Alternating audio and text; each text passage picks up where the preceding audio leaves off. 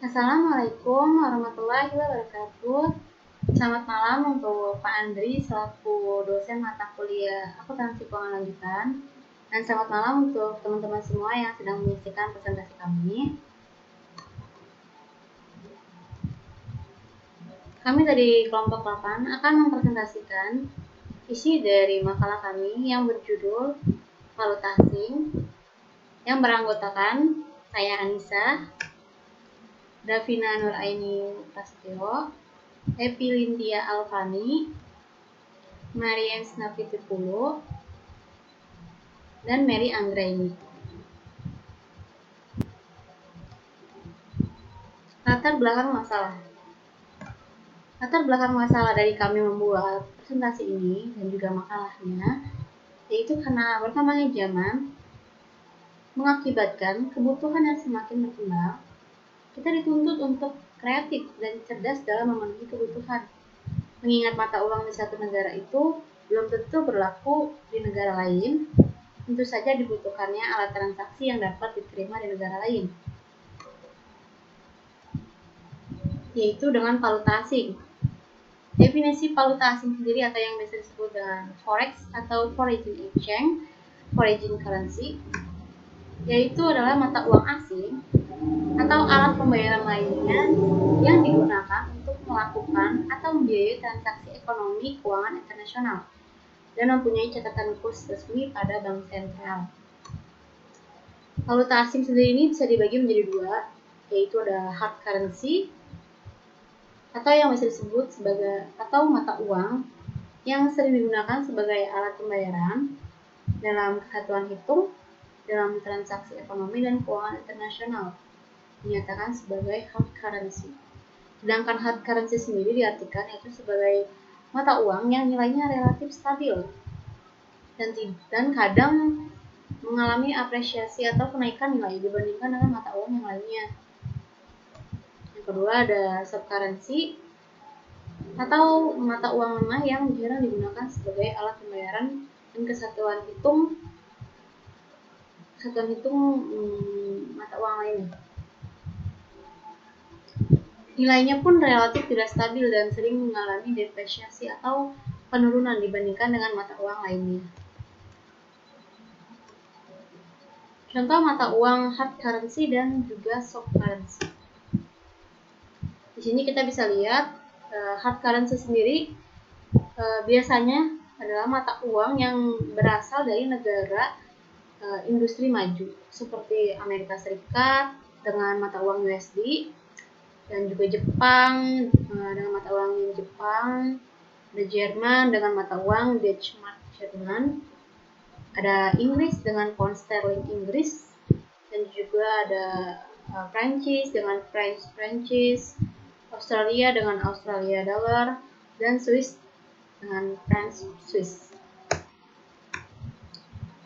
Mata uang soft currency. Mata uang soft currency sendiri ini biasanya berasal dari negara yang sedang berkembang, seperti Indonesia dengan mata uang rupiah, terus Filipina dengan mata uang Filipin peso, Thailand dengan mata uang baht, dan India dengan mata uang rupiah. Selanjutnya yaitu ada fungsi pasar valuta asing.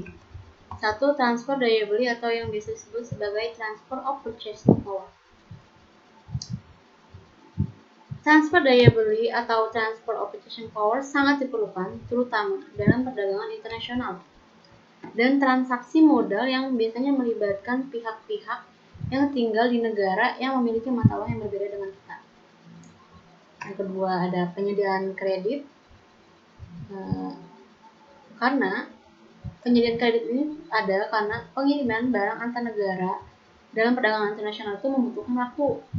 Oleh karena itu, harus ada cara untuk membiayai barang yang sedang dalam perjalanan tersebut, termasuk setelah barang sampai ke tempat tujuan yang biasanya memerlukan waktu untuk sampai ke si pembeli. Yang ketiga yaitu untuk mengurangi resiko valuta asing. Importir selalu mengharapkan keuntungan dalam usahanya. Dalam kondisi normal, dari kemungkinan risiko yang tidak diperkirakan, misalnya terjadi perubahan kurs yang sewaktu-waktu bisa mempengaruhi besarnya keuntungan si usaha impor itu sendiri. Lalu untuk presentasi selanjutnya akan dilanjutkan oleh teman saya yang bernama Davina Nuraini Setio. Sekian presentasi dari saya. Kurang lebihnya mohon maaf. Assalamualaikum warahmatullahi wabarakatuh. Di sini saya akan melanjutkan pembahasan yang sebelumnya sudah dijelaskan oleh teman saya Anissa. Pelaku pasar valuta asing dapat digolongkan menjadi 8. Yang pertama ada perusahaan untuk meningkatkan daya saing dan menekan biaya produksi. Perusahaan selalu melakukan eksplorasi terhadap berbagai sumber-sumber daya yang baru dan yang lebih murah. Ada kegiatan impor dan ekspor yang dilakukan perusahaan kadang memerlukan mata uang negara lain dengan jumlah yang cukup besar. Yang kedua ada individu. Masyarakat atau perorangan melakukan transaksi valuta asing disebabkan oleh beberapa faktor.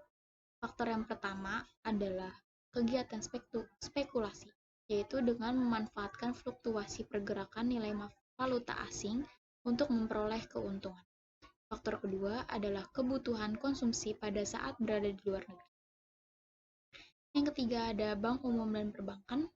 Bank umum melakukan transaksi jual beli falas untuk berbagai keperluan antara lain melayani nasabah yang ingin menukarkan uangnya dalam bentuk mata uang lain. Perbankan adalah pelaku pasar falas yang terbesar dan paling aktif. Perbankan beroperasi dalam pasar falas lewat para pedagangnya. Yang keempat, ada pialang pasar falas atau broker. Mereka membantu untuk mencarikan pembeli ataupun penjual. Yang kelima, ada pemerintah. Pemerintah melakukan transaksi valuta asing untuk berbagai tujuan antara lain membayar hutang luar negeri, menerima pendapatan dari luar negeri yang harus ditukarkan lagi ke dalam mata uang lokal. Yang keenam ada bank sentral.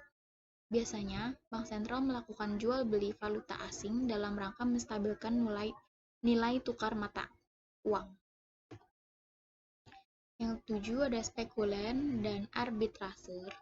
Arbitraser adalah orang yang mengeksploitasi perbedaan kurs antar valuta.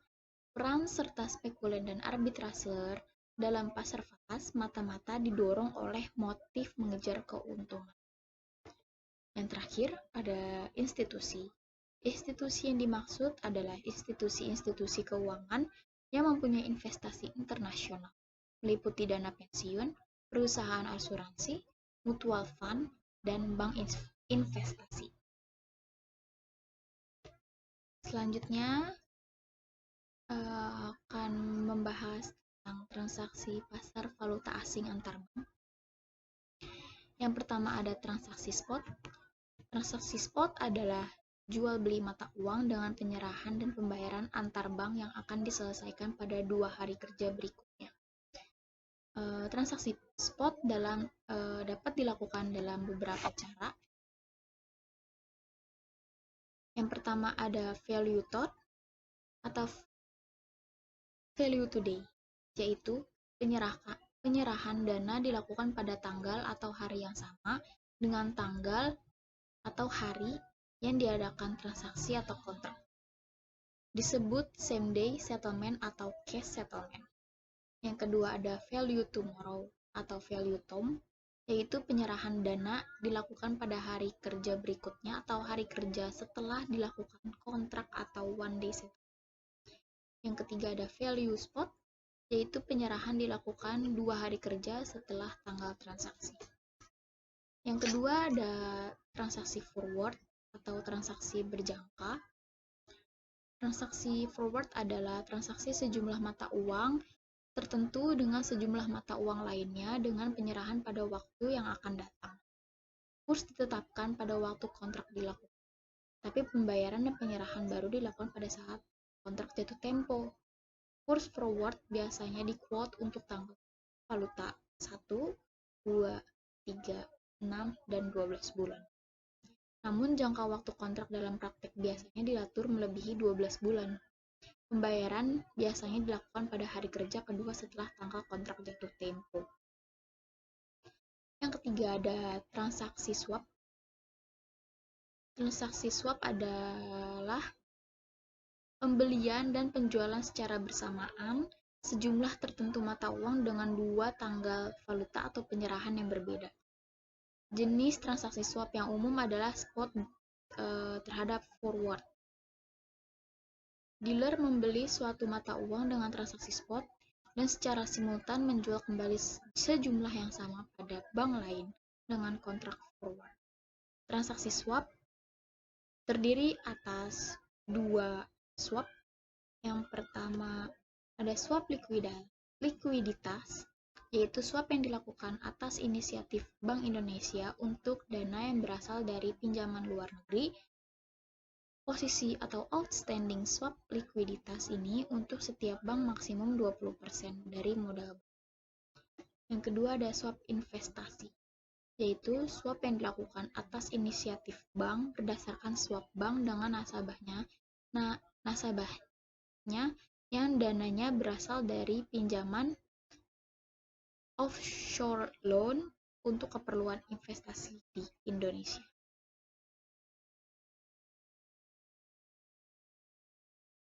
Sekian penjelasan dari saya yang sudah saya sampaikan. Selanjutnya, pembahasannya akan dijelaskan oleh teman saya, Evi. Assalamualaikum warahmatullahi wabarakatuh. Selamat malam, Pandri. Kenalkan, nama saya.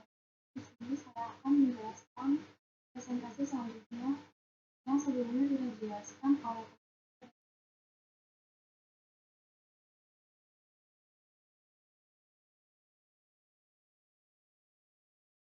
Di sini saya akan menjelaskan tentang nilai tukar valuta asing dan harga penawaran. Nilai tukar falas ini selalu berubah-ubah setiap tahun.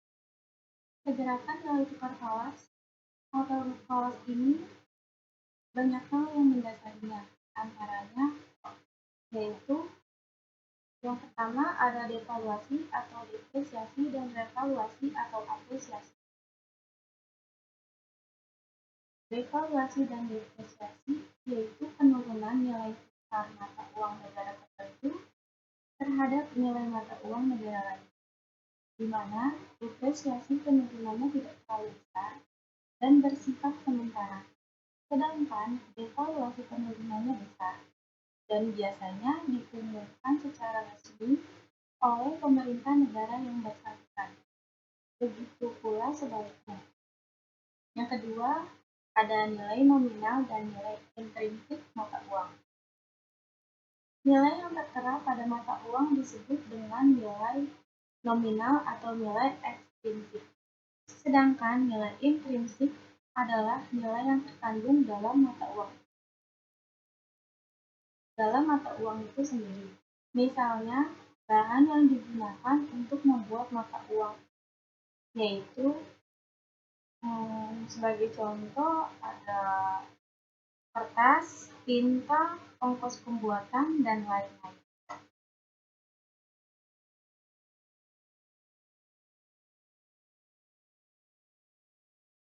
Tiga, ada neraca pembayaran atau balance of payment. Balance of payment atau neraca pembayaran yaitu dapat diartikan sebagai laporan keuangan dari suatu negara yang menggambarkan aliran kas masuk dan keluar dari negara lain selama periode 1 tahun. Dalam hal transaksinya, BOP ini dapat dibedakan menjadi dua, yaitu transaksi kredit yang menimbulkan kewajiban untuk membayar, misalnya transaksi impor, sedangkan transaksi debit yang menimbulkan arus uang masuk atau hak penerimaan uang, misalnya transaksi ekspor.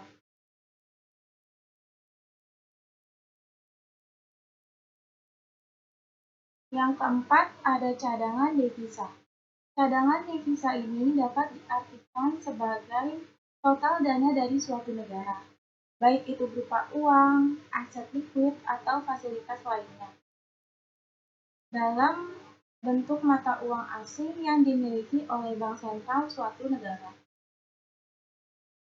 Yang kelima, ada tingkat inflasi. Tingkat inflasi dapat diartikan sebagai tingkat kenaikan harga barang konsumsi yang terjadi pada kurun waktu tertentu. Misalnya,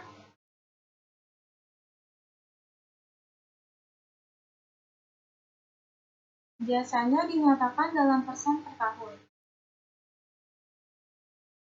Yang keenam, ada suku bunga nominal.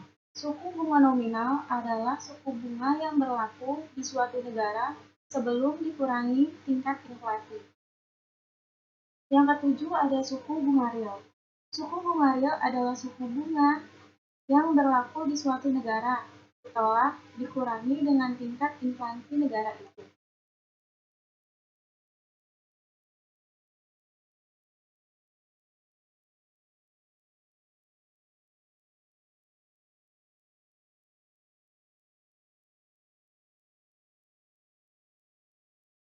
Ada beberapa teori yang berkaitan dengan nilai tukar valuta asing, antaranya sebagai berikut. Yang pertama, ada balance of payment approach. Pendapat ini berdasarkan pada pendapat bahwa nilai tukar valuta ditentukan oleh kekuatan penawaran dan permintaan, di mana alat untuk mengukur hal tersebut adalah balance of payment.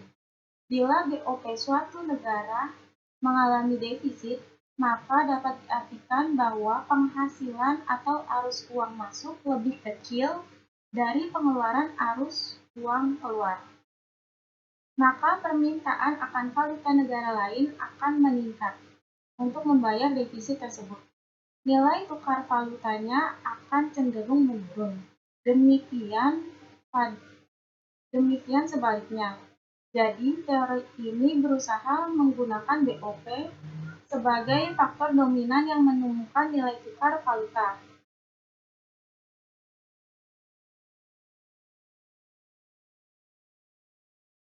Yang kedua, ada Purchasing Power Parity Theory.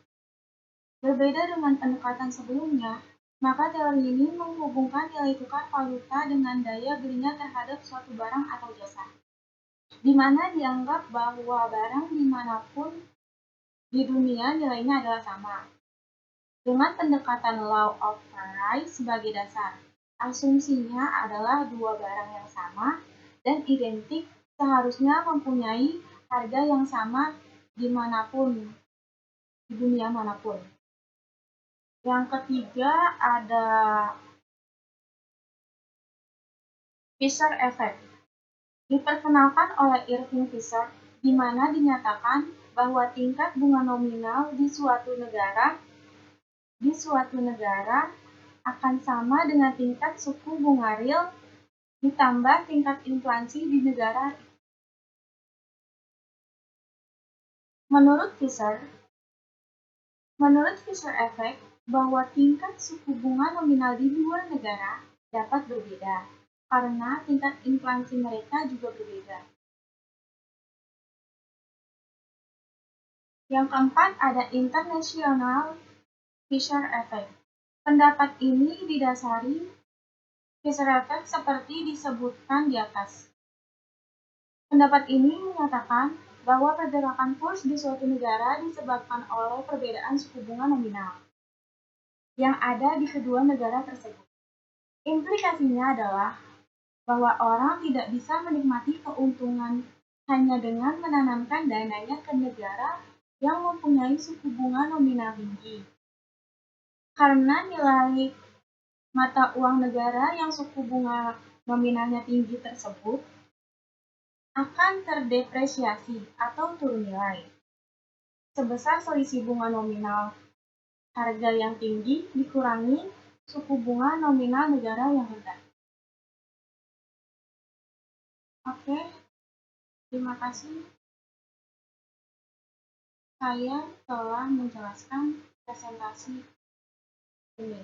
Selanjutnya, presentasi akan dijelaskan oleh teman saya yang bernama Mariance Napituku. Terima kasih. Assalamualaikum warahmatullahi wabarakatuh. Baik, slide sebelumnya sudah dijelaskan dengan teman saya bernama Evi. Slide selanjutnya akan saya jelaskan. Sebelum saya jelaskan, ada baiknya saya memperkenalkan diri dulu. Nama saya Marian Cenapitupulu, NIM saya 11190765. Perdagangan valuta asing. Perdagangan valuta asing dibagi atas dua transaksi, yaitu transaksi spot dan transaksi forward. Sebelum saya menjelaskan kurs transaksi spot, ada baiknya saya menjelaskan dulu apa itu transaksi spot. Transaksi spot adalah pembelian atau penjualan mata uang asing dengan kurs yang berlaku di pasar spot. Kurs di pasar spot ditentukan oleh penawaran dan permintaan terhadap mata uang asing di pasar antar bank. Transaksi didasarkan atas suatu kontrak yang disepakati oleh dua pihak. Mari kita mulai ke kurs transaksi spotnya. Misal, nasabah memerlukan dolar Amerika sebanyak 10.000 untuk pembayaran transaksi internasional. Jika nasabah sepakat dengan quotation yang ditawarkan, maka transaksi bisa dilakukan. Pada transaksi ini, nasabah akan membeli dolar Amerika dengan pembayaran menggunakan rupiah, maka quotation yang digunakan adalah kurs jual dolar dibagi rupiah. Nasabah menyerahkan rupiah kepada Bank X sebanyak 121 juta rupiah. Bank X harus menyerahkan 10.000 dolar ke nasabah selambat-lambatnya 2 hari atau 2 kali 24 jam setelah transaksi dilakukan. Transaksi mencari keuntungan. Misal nasabah memprediksi beberapa minggu ke depan kurs dolar dibagi rupiah menguat. Menguat itu artinya dolar naik atau rupiah yang turun. Nasabah mendatangi Bank X dan sepakat dengan kurs spot tersebut, kemudian membeli dolar dibagi rupiah pada kurs jual dolar rupiah 12.100.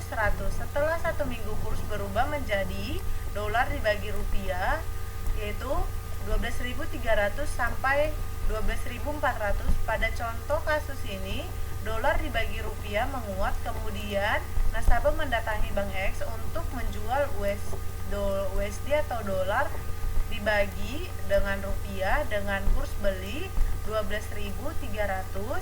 Dari transaksi beli dan jual, nasabah mendapatkan selisih kurs.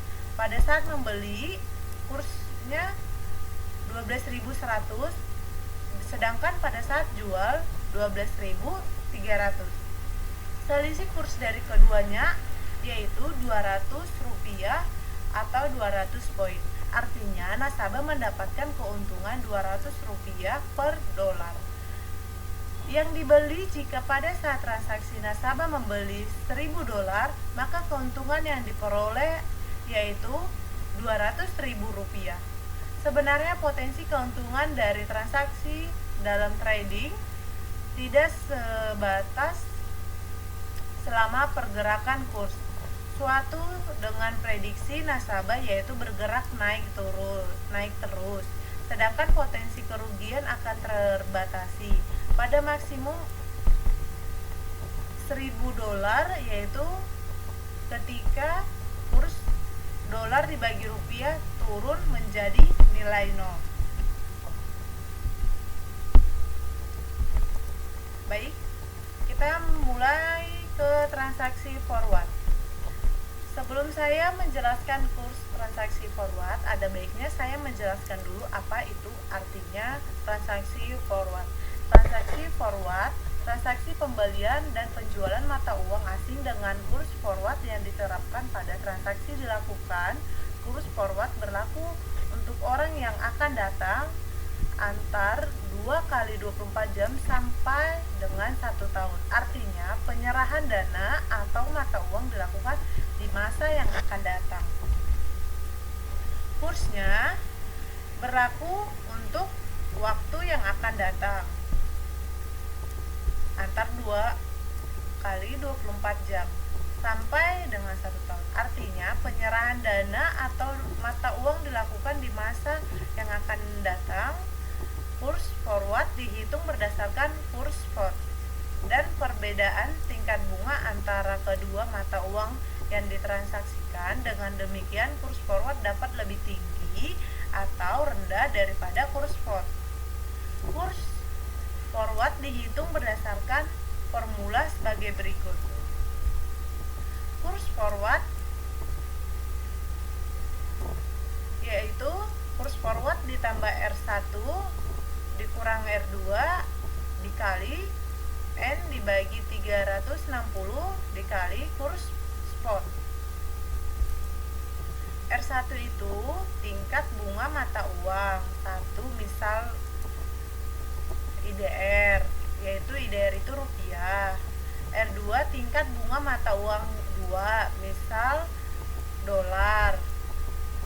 N itu sama dengan hari untuk N dibagi 360 atau N sama dengan bulan untuk. Sekian presentasi dari saya. Selanjutnya akan dilanjutkan dengan teman saya bernama Mary Anggraini. Terima kasih. Nama saya Mary Anggraini. Saya akan melanjutkan presentasi dari Marianca Napitupulu. Di sini saya akan menjelaskan contoh perhitungan kurs pada transaksi forward untuk 3 bulan ke depan. Jadi di sini diketahui kurs spotnya US dollar dan Indonesian rupiahnya 11.900 sampai 12.000. Tingkat bunga Indonesian rupiah per 3 bulannya 14% per tahun. Tingkat bunga US dollar 3 bulannya 4% per tahun. Nah, tadi kan sudah diketahui bahwa rumus kurs forward itu kurs spot ditambah dalam kurung bunga IDR dikurang bunga USD dikali N per 12 dikali kurs spot. Jadi kurs spotnya kan 12.000 ditambah dalam kurung bunga IDR-nya 14% dikurang bunga USD-nya 4%, terus dikali dalam kurung N-nya itu kan bulannya 3 bulan, jadi tulis 3 per 12. 12 itu jumlah bulan dalam 1 tahun, dikali kurs spotnya 12.000. Hasilnya adalah 12.000 ditambah 300. Hasilnya 12.300 atau kurs forward US dollar atau Indonesia rupiahnya adalah 12.300. Dari hasil perhitungan, diperoleh bahwa kurs forward lebih tinggi daripada kurs spot. Transaksi untuk kontrak forward yang memakai kesepakatan kurs forward lebih tinggi daripada kurs spot disebut dengan forward premium. Sedangkan kontrak dengan kurs forward lebih rendah daripada kurs spot disebut dengan forward discount. Next, ada contoh transaksi forward. Nasabah baru saja mendapat pinjaman jangka pendek 3 bulan sebesar US dollar 1.000.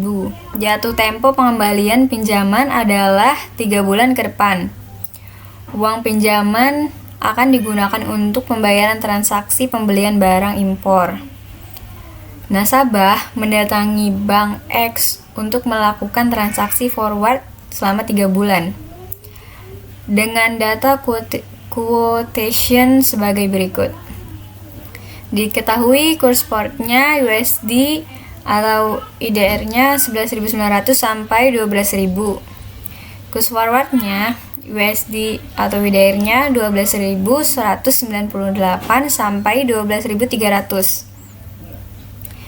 Nah, jika nasabah sepakat dengan quotation yang ditawarkan pihak Bank X, maka transaksi dapat dilakukan dan masa berlaku kontrak transaksi adalah 3 bulan.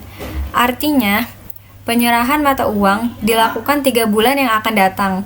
Nasabah akan membeli dolar Amerika dengan pembayaran menggunakan rupiah Indonesia pada kurs forward jual, yaitu USD per IDR 12.300.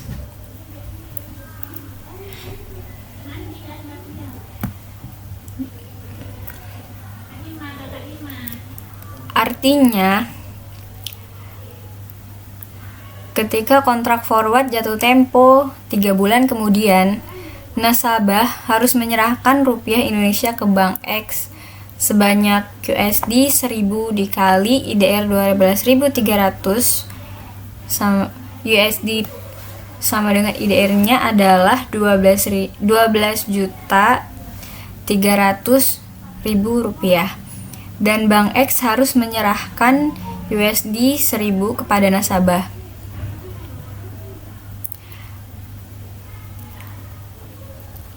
Nah, pada kasus ini, berapapun kurs USD atau IDR pada saat kontrak forward jatuh tempo, nasabah hanya akan membeli dolar Amerika dengan kurs USD IDR 12.300. Dalam hal ini, nasabah akan terlindungi dari kerugian akibat kurs yang berfluktuasi.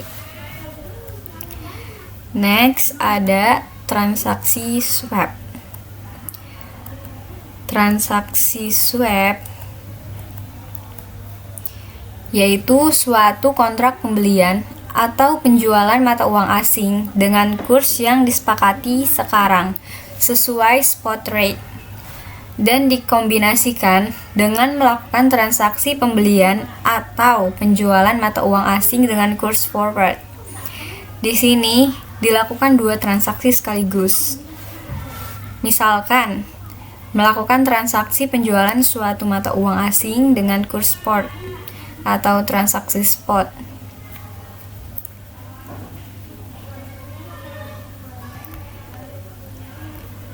Nah, transaksi spot itu sendiri seperti yang sudah dijelaskan tadi, yaitu adalah jual beli mata uang dengan penyerahan dan pembayaran antar bank yang akan diselesaikan pada 2 hari kerja berikutnya. Nah, dan transaksi seperti ini dibarengi dengan pembelian mata uang asing untuk waktu yang akan datang, yaitu transaksi forward.